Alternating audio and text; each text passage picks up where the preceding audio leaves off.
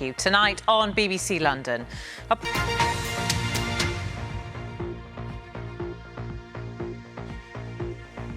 Hello, very warm welcome to the programme. I'm Samantha Simmonds. First tonight, in the past 10 days, 2 teenagers have been fatally stabbed in the capital, one of them outside his school. Now the government and the Met say they're taking action to stop violence on the capital streets. It's part of a nationwide week of action. But will it make any difference? Aisha Baksh has been in North East London with an anti-knife crime campaigner. Now, the Mayor of London says that he has met his own house-building targets for affordable new homes in the capital. Sadiq Khan says more than 63,000 affordable homes were completed between 2015 and now, and over 110,000 affordable homes were started during that time. But with huge demand, does this meet the reality of London's housing needs? Matt Graveling has more.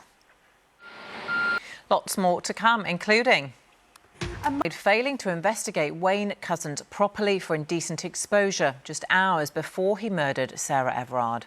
Samantha Lee is accused of carrying out a rushed job and not bothering to get hold of CCTV footage from a McDonald's drive-through in Swanley. Well, our Home Affairs correspondent Sonja Jessop was at the misconduct hearing and joins me now.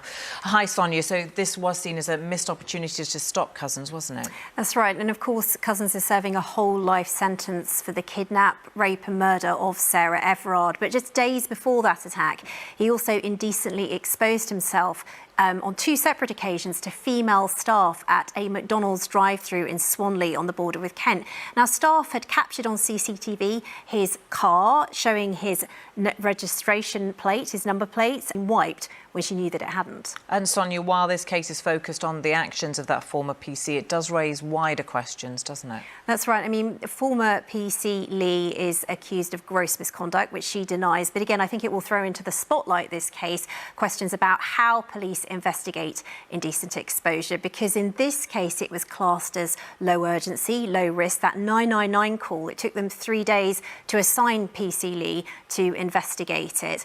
And the panel also heard that a check was carried out on the police national computer, which showed that that car was registered to one Wayne Couzens.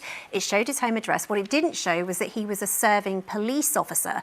And the panel heard that there was no standard check that would have flagged that up. So yes, this is a case about one former officer scheduled to last for 7 days. But there's also a separate independent inquiry, the second part of the Angelini inquiry taking place.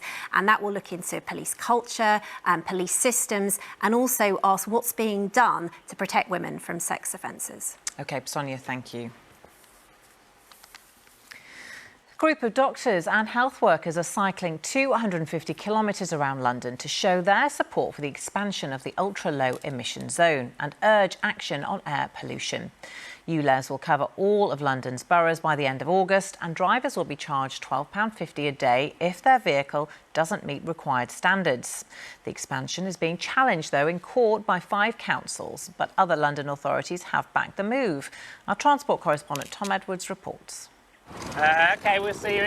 Natasha Ednan Laperouse was just 15 when she died in 2016 following a severe allergic reaction to a baguette bought in a pret-a-manger containing sesame.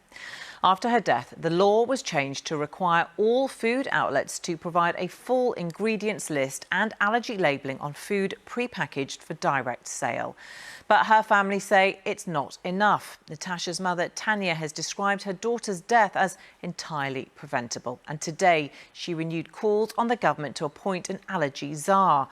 This afternoon, MPs have been debating the issue in Westminster, where we can join Wendy Hurrell. Wendy, bring us up to date on what's been said there today.